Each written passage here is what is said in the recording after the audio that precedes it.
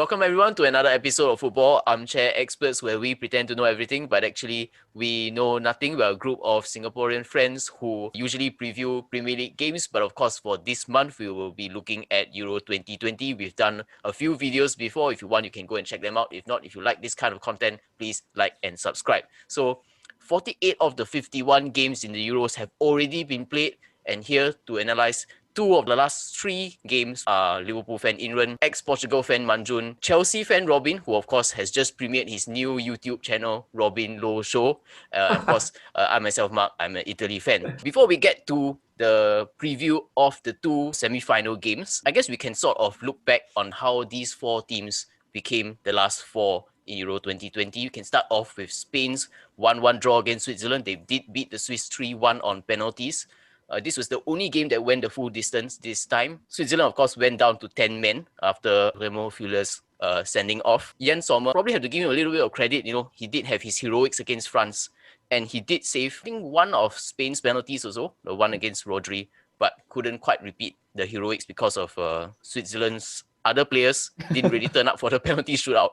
Yeah, I guess we can ask Inran first. You've been a harsh critic of people actually needing to sort of convert penalties. You feel that it's a part of the sport that most players should be able to nail. I'm sure you were a little bit disappointed with the quality of, I think, for both teams in the penalty shootout. I wouldn't say disappointed. Obviously, it's not like the best quality, but seeing it from another perspective, actually, it's more interesting if it's like that. Better than if it was like a straightforward penalty shootout where most people will score most of the penalties, right? Then you are going to like 5-5, and then so okay, that one is like, it's only nice when you get to the final shot, right? Because it's like do or die, and then if both do it, you go to final death like that. It's like who's going to miss the first one. But this one in itself is also quite interesting because it's like you have players missing left and right? So you don't know what, like the next one can be like the decider. Like every time like they're gonna take it, right? It's gonna be like, it means something more than if everybody scores everything. I mean, because Fabian Shah is a Newcastle player, so to bring that up, but you know, was it a little bit weird to you that I think two of their first three are centre backs,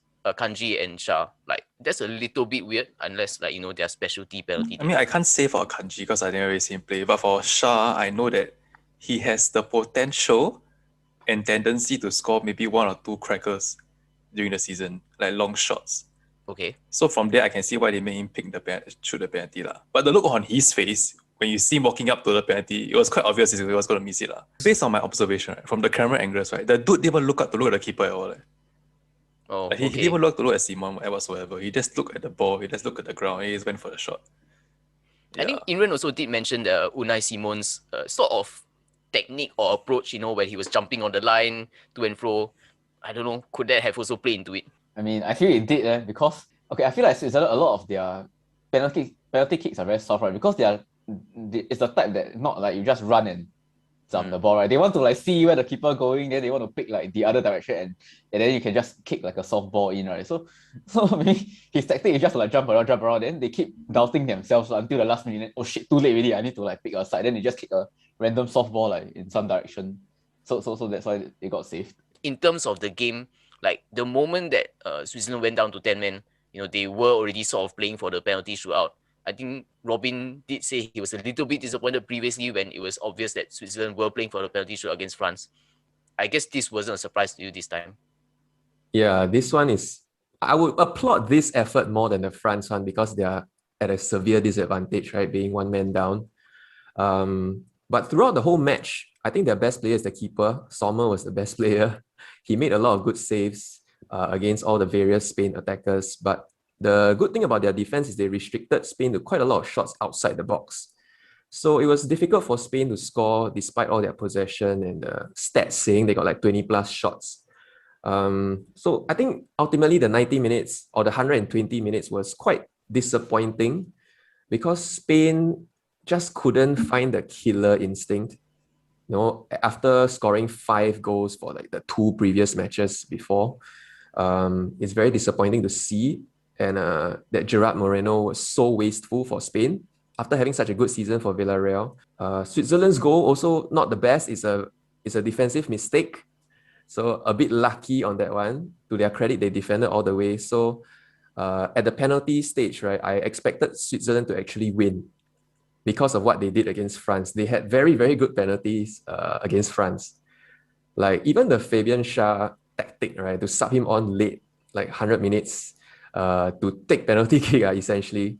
Like that worked well. He took a very nice one against France. And I felt like he didn't look super confident then also. Like he doesn't have that face of confidence. Okay, so it's a face problem. Yeah, then now I think Switzerland just let the pressure get to their heads, so it's purely their own fault. Maybe they put too much pressure on themselves, like not to miss rather than just to try and score. So it could just be a simple mindset shift in this quarterfinal stage for them, which I think, to be fair, is quite foreign to this team. I'm the kind of guy who likes to see everybody score until like the goalkeeper take, that kind of thing. I don't think that's a common thing though. Because progressively the penalty kick takers get supposedly worse, right? They're not your first choice. So it's more interesting to see who misses from there. I guess have to give me a little bit of credit also. They've previously missed 5 of their in-game penalties.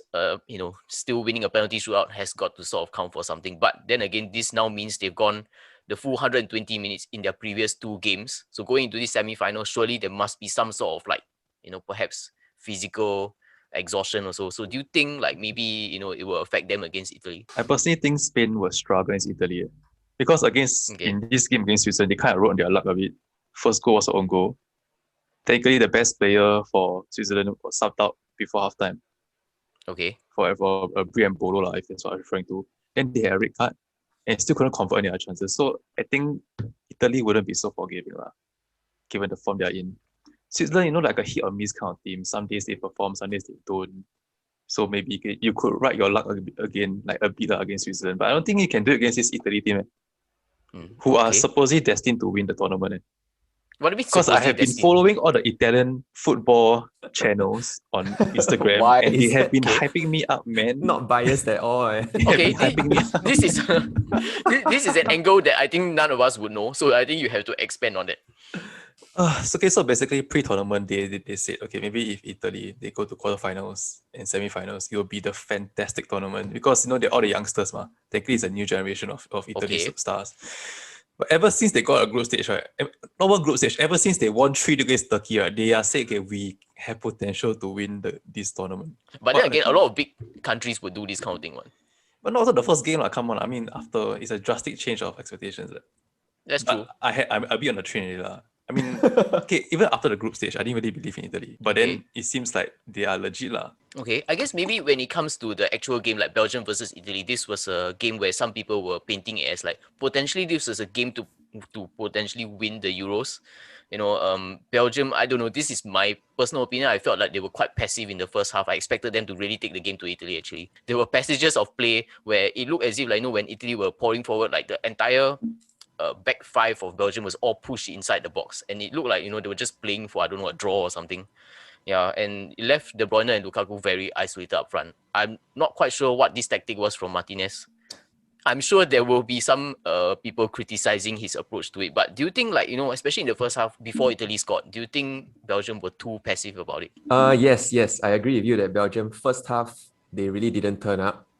They were very lucky to get a bloody penalty goal, which I think was quite a soft penalty. VAR and the replays made it look worse than it really was. Italy outplayed Belgium, I would say, quite comfortably. They were good value for their 2-0 lead. Only in the second half that then did we see De Bruyne really turn up. Like, he was leading the counter attacks so well. Like, there was one from his own box, he dribbled past like the entire Italy midfield or something, and then Lukaku had one shot outside the box. Lukaku, a little bit disappointing. Like, he couldn't really get the ball. To be fair, maybe not a lot of service also. And their youngster that they started, Doku, right? Yeah. Only turned up late in the second half. Like, he finally got on the ball and started to dribble and then started to look really scary, like a real threat. If he had that much talent, not to show it earlier, especially against like Italy's aging defense, right? So I think I'm not surprised also because I feel like Martinez, as I said, right, I think he wasted the golden generation for Belgium. I don't think he is good enough. And it showed against Mancini here. So Italy in the second half did what Italy does best and just defended. which had its scary moments also. But yeah, I think it was good enough for Italy. Yeah. Quite a professional performance. I guess from England, like your golden boot pick was Romelu Lukaku, and he did score the penalty, but otherwise did waste quite a few chances in this game. So is it, Lukaku's critics probably being proven right because of like his misses, or was it because Italy defended well, then he sort of didn't have clear-cut chances at goal? Can't really blame him for Belgium's performance. And I think he did okay against Italy. It's not his problem per se. And I think it's more of just the team itself. Okay, despite the team not playing very well, I still feel like De Bruyne is damn good. It's like every time he gets the ball, his passes and all that, it's like damn sick. And for me, I don't know. I think games that I watch around Italy, right? I feel like I can't really pinpoint like Italy's performance. Like, okay, not performance. Like, I think they play very well. But the thing is, I don't really know any of the players in the team. Right? So it's like very hard to focus. Like, oh wow, this team is like very good because of this person, because of that person. It just feels like okay, they're good as a team. Whereas when I watch Belgium, I'll be like, oh, you can pick out like, oh, De Bruyne's like doing this, or like Lukaku's doing that, like players that are more familiar to us. So in that sense, it's a bit hard for me to judge Italy. It's just like I just have like an overall impression that they all play very well, and that's it.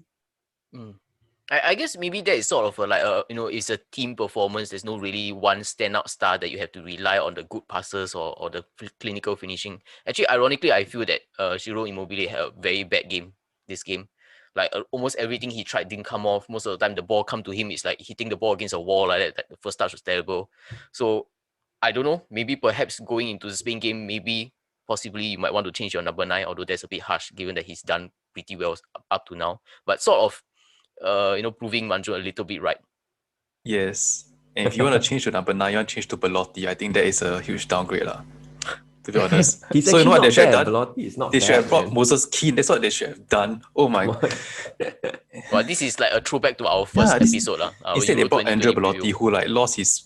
who was his prime 5 years ago and he never gained it back.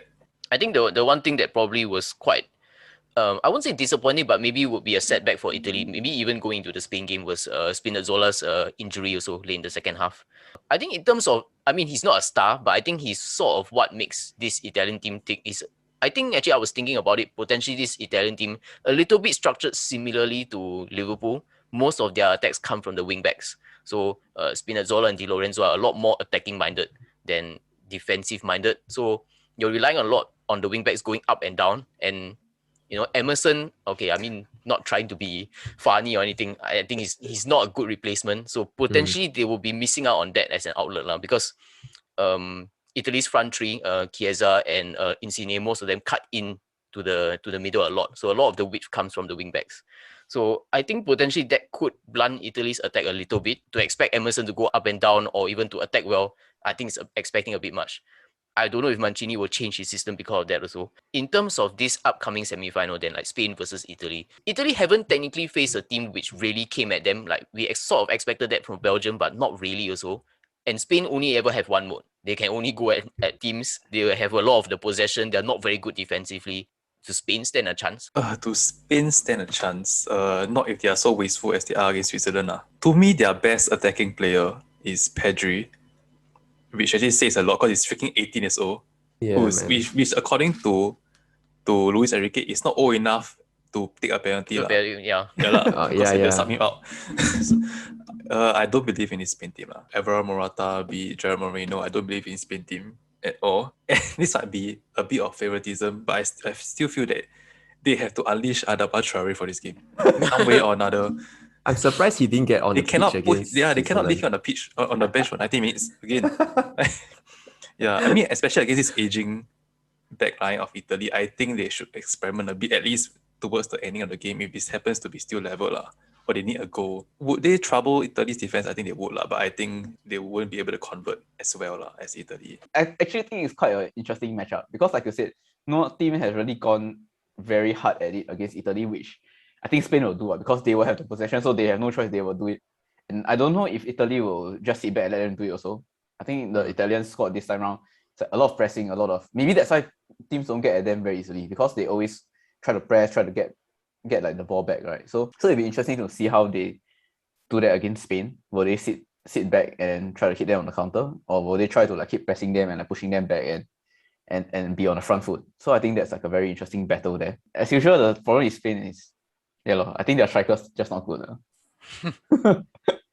Yeah, but maybe even Adama Traore, like it will be a like physical presence or that similar to Lukaku, and he didn't exactly have his way with the Italian defense also. So yeah, I'm not sure if that's also the solution they should go to. I feel personally that Spain's best chance would come from counter-attacking, which isn't their natural way to play. Because I think like there were quite a few instances where Belgium just bypassed Italy's midfield so easily, and Jorginho is not mobile. That is a well-known fact. So on the counter, Italy are very susceptible, and their fullbacks are not the best defensively, especially now with Emerson. So that makes an even bigger case for Adama Traore to play on the right. Get in Adama. In place of who? Let's put him at number If he's 9. on the right, that means in place of Ferran Torres. Just put at number 9 and replace Alvaro Morata. That's No, man. I think he can only play like when Spain is losing 1-0, that kind of sub Azpilicueta out or something. So you just all out attack on the right. On the balance of things, I don't think Spain would play counter-attacking that effectively. So I would still have to side with Italy on this. At the end of the day, like 90 minutes, I feel like Italy has more in their squad to really beat Spain. Okay, I'll go another Italy 2-1. I think 2-1 for me also. I'm confident. I don't think Spain will score. I'm going to say 2-0 Italy. Confirm. Okay, I'm going to go a bit more conservative. I'm going to go Italy 1-0. We'll be talking about the next semi-final. England versus Denmark. Denmark managed to beat Czech Republic 2-1 in sort of a game of two halves. The Czech Republic did sort of have a response in the second half, even though defensively they were quite poor in the first half. Let Denmark score early on. Robin's favourite striker cannot stop scoring. He's now tied with Cristiano Ronaldo at the top of the scoring charts. Patrick Schick now has 5 goals in the Euros, despite only scoring 9 for Bayer Leverkusen this season. Probably a lot of people also saying that Patrick Schick is, probably breakout star of the Euros. It's almost looking like he wants to seal a move away, having one good international tournament. I mean, he's more of a breakout star than Mika Richards ever was. Wow. Why not say Renato Sanchez again? Breakout 2 times. Yeah, breakout twice. This was sort of a different game.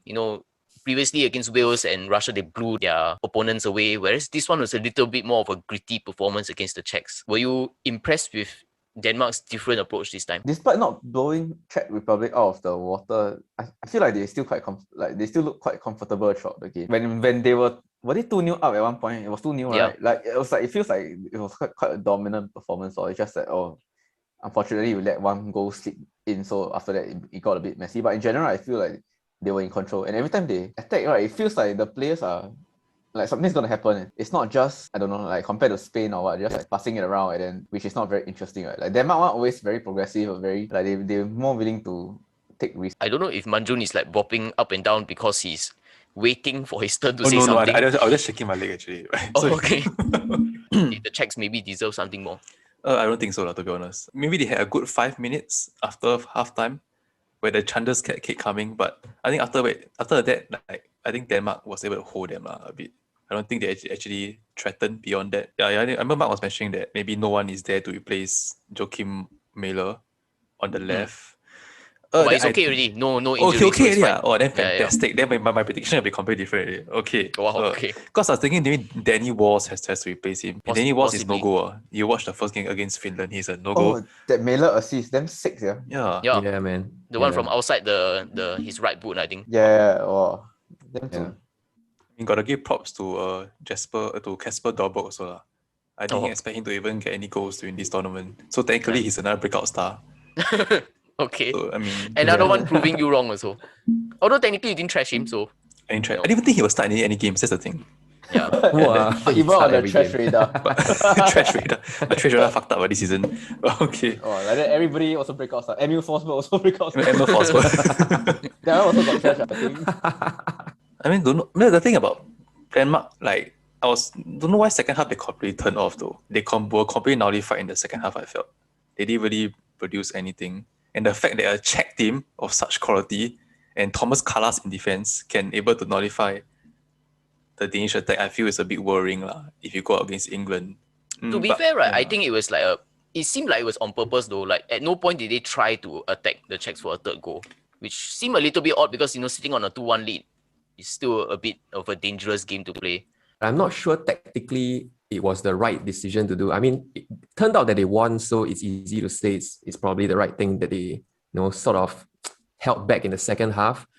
But I felt like it was quite shocking how different they were between the first and second half. Right, like Denmark was so good in the first, they could have blown Czech away like easily. Another 4-0 is quite possible. But in the second half, it could have been 2-2. So it's like, what the hell? That's quite worrying from the tactical point of view. But I think Denmark's players are good enough to match England. In terms of England, of course, they scored the most number of goals in the quarterfinals. It's their first time scoring 4 in a knockout match since the 1966 final. So England not known for scoring this many. But of course, Imran, right after the game ended, of course, he was on our group chat immediately. Is coming home. I guess that kind of emphatic performance against Ukraine can really give a team a lot of confidence. I think after we were talking, right, and you also mentioned, which I sort of agree, is like after the first goal, it's sort of gone already, because Ukraine's whole game plan was just to sit back and hopefully get something on the counter, right?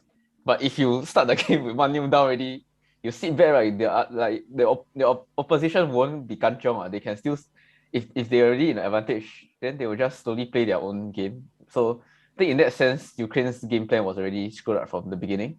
And then they had like one of their players injured, so they had no choice but to change it to like a back four and play more attacking, which I think should be the case lah, because you're already like behind already, right? And then you cannot sit back already, so they did that. And I actually think that didn't hurt a lot of that didn't cause any of their goals. Because like all the goals are just from set pieces. It's not like you never defend well. Okay, you never defend well, but it's not like in open play, right? It's just like corner, set piece, this kind of thing. Then I don't know, but I see that separate from like the defense as a whole. England coming in with like a very strong defensive record, right? So 5th clean sheet in a row. Are they gonna go this whole tournament with like all clean sheets? I think it's possible. I guess maybe you can ask Robin, did this performance change your mind about England's chances to win? I think it gives more confidence, especially now he finally unleashed the attack, right? Like Sancho, Mount, and Sterling. I think all three played very well. Sancho especially exciting, always dribbling and taking on players. So he is going to be very important if teams decide to sit back, which Denmark might do, right? Especially in the second half. So I think England has all the advantages in the world, but they also had some defensive lapses late in the game, like they could have conceded. If not for Pickford, suddenly, still maintaining his clean sheet form. Yeah, I think England always had a chance, but I don't want them to win. Okay. Like this is where I predicted they fall. Yeah. That's true. I think they are entertaining for sure. But yeah, I just somehow don't want them to win because I feel like they would just be so smug about it. Probably have to go to Manjun, the Ukrainian corner of this, to ask Someone him. else here, that's only me. Okay. You did say, going into this, potentially it could be a Shevchenko masterclass. I think losing 4-0 it was a Shevchenko disaster class, I tell you. I mean, I technically, even though I didn't watch the game, I did stay up to 2:45 to check out the formation. Okay. And the moment I saw a 5-3-2, I knew we did not be able to score enough goals to beat England. And where the hell was Ruslan Malinovsky? Was he injured? Something like that? Yeah, he wasn't on the bench. Their best creative player wasn't even close to being on the field. Yeah, but other than that, no, it was pure hope than anything in my prediction last time round. I mean, I was quite disappointed that they got battered way more than I would expect to get better. I mean, I thought 2-0, 3-0 is still quite generous, but what the fuck, man, 4-0. And the biggest worry came, Harry Kane starts scoring again. Yeah, but I was telling Manjun also, because I did watch like the first half and a bit, I not fell asleep watching the game, but because I watched it from my bed, I just like leaned to one side, I just fell asleep. So I fell asleep when England were 3-0 up. And I actually dreamt that Ukraine pulled it back to 3-3. Because England had 2 people sent off and they were Luke Shaw and Harry Maguire. Clearly the anti-menu is still subconsciously with me. So I remember in that dream, I texted Manju, England down to 9 men. Obviously, when I woke up and saw 4-0, I was a little bit, okay, clearly that was just a dream. But okay. I guess, like Manjun said, it's all just hope only. But I guess in terms of this England-Denmark game, I guess we can start with Manjun. I personally feel, I'm not a manager or anything, I'm just an expert, but okay. I feel they have to go all out. I really feel they have to go all out for this game. The same way they went all out, in a way all out against Wales, and in the first half against Czech Republic, like they really have to go all offensively.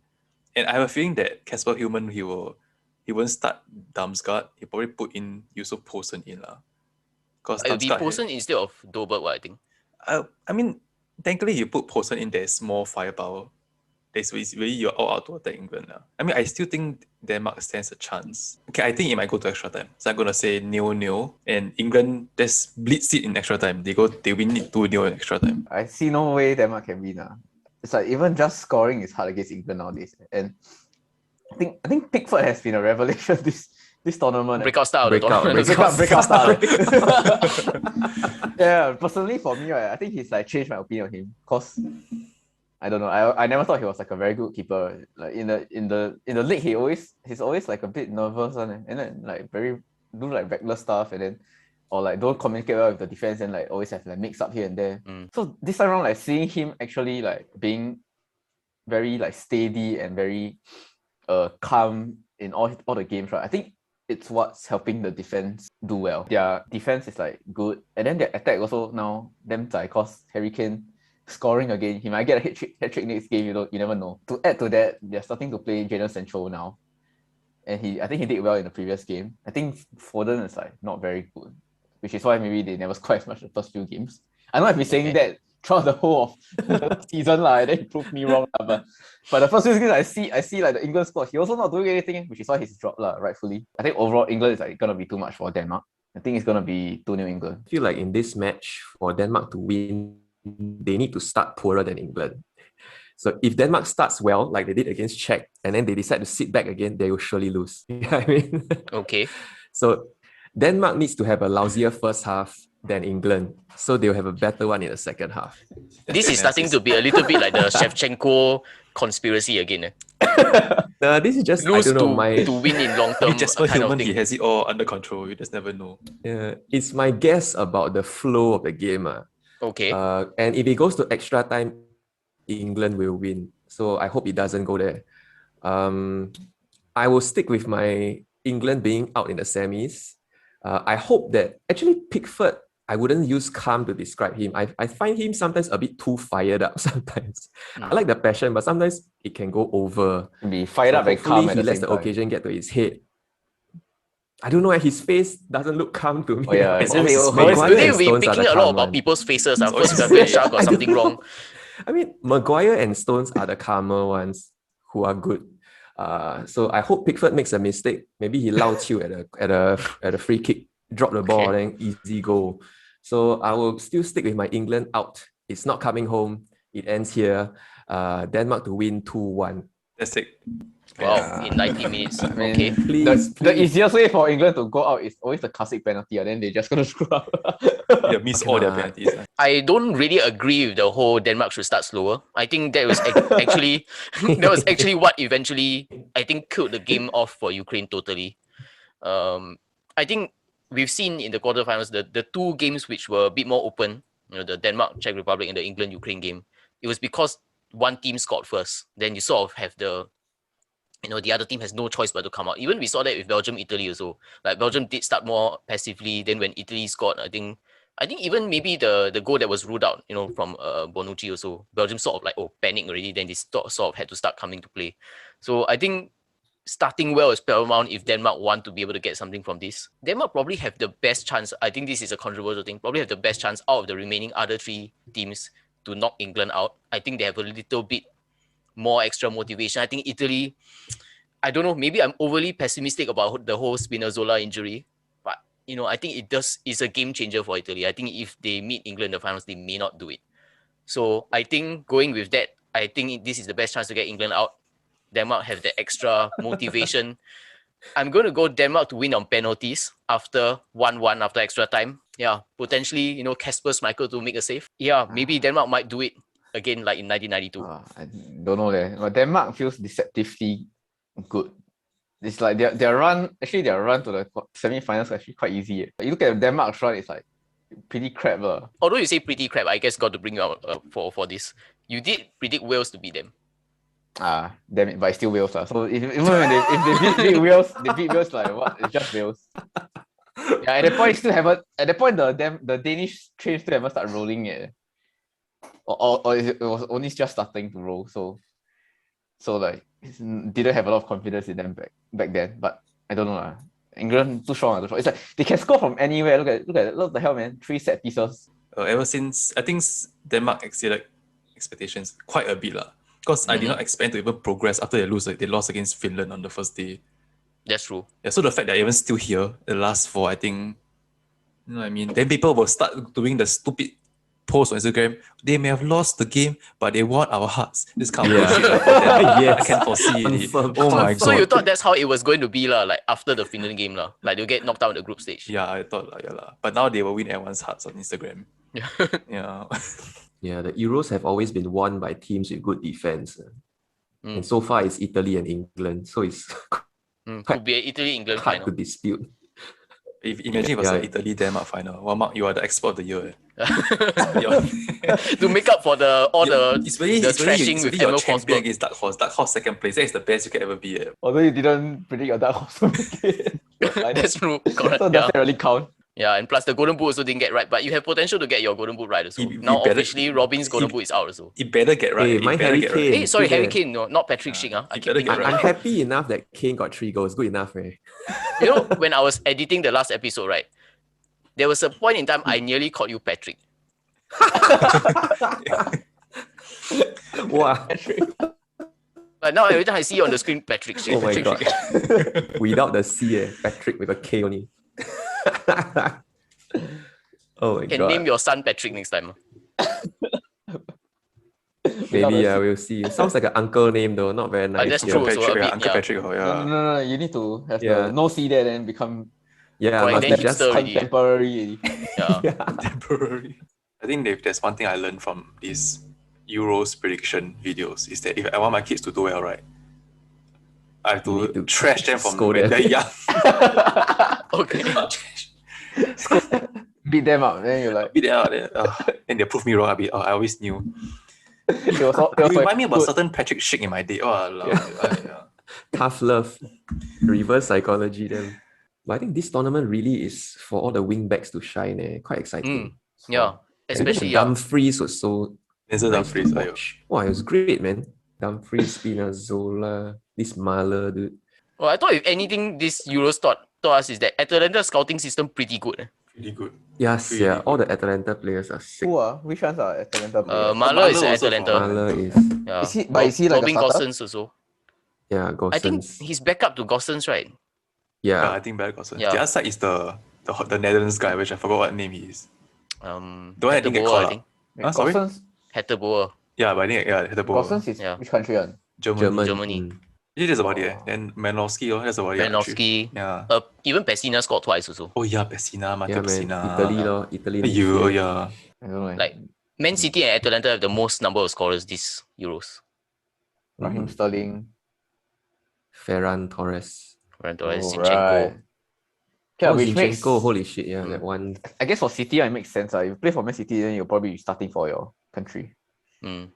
But Atalanta, maybe not. It's like you play for Atalanta, but you may not start for your country if it's like one of the big countries. I guess more credit to Atalanta. Who's Italy's midfield? I remember it's like them. The one that got dropped for Verratti. Or Locatelli, Locatelli. Oh yeah. He also Arsenal link with him, right? Oh, yeah, yeah. Then, I saw I'm like, I confirm won't get this guy. Actually, I don't know Italy's midfield, whether they are attacking mid or defensive mid or all box to box. But I know they are all good. That's all.